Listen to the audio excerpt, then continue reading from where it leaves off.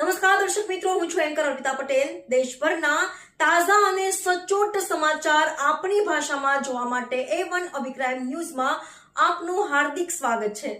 હવે જોઈએ મુખ્ય સમાચાર। ગાંધીધામ આદિપુર સંકુલ અનેક વિસ્તારોમાં રોડ ઉપર વિકાસના દ્રશ્યો જોવા મળ્યા છે। આ છે આદિપુરના રોડ રસ્તાઓનો વિકાસ હજી છે શું આ સમસ્યાનું કોઈ પરમાનન્ટ નિવારણ? તો વરસાદ વરસ્યો નથી અને ગાંધીધામ આદિપુરમાં આવશે કે નહીં કે મહાનગરપાલિકા બન્યા પછી રોડ રસ્તા ઉપર ઠેર ઠેર પાણી ભરાઈ જાય છે, પણ લોકોને આવી જ હાલાકીઓ ભોગવવી પડશે। રોડ રસ્તા જેવા લાગતા નથી, બલકે પ્રી મોન્સૂન કામગીરી કરવા છતાં જ રસ્તાઓની સ્વિમિંગ પુલ જેવા બની ચૂક્યા છે, જેમાં લોકોની ગાડી કાઢવામાં અને ચાલવામાં હાલાકીઓ ભોગવવી પડે છે। દર વખતે આદિપુર ગાંધીધામ થોડીક વરસાદ વરસ્યા પછી આ જ સમસ્યા ઊભી થાય છે। થોડીક વરસાદ વરસે નહીં અને આદિપુરના ગાંધીધામના રોડ રસ્તા પાણી થઈ જાય, આવી હાલત કેમ થઈ જાય છે? એવા પણ સવાલો ઊભા થઈ રહ્યા છે। ટેક્સ ભરવા છતાં પણ લોકોને આવી જો હાલાકીઓ ભોગવવી પડે તો આવા રોડ રસ્તામાં પબ્લિકના પૈસાથી થતા ભ્રષ્ટાચારનું ક્યારે આવશે અંત? એવા પણ સવાલો સર્જાયા છે।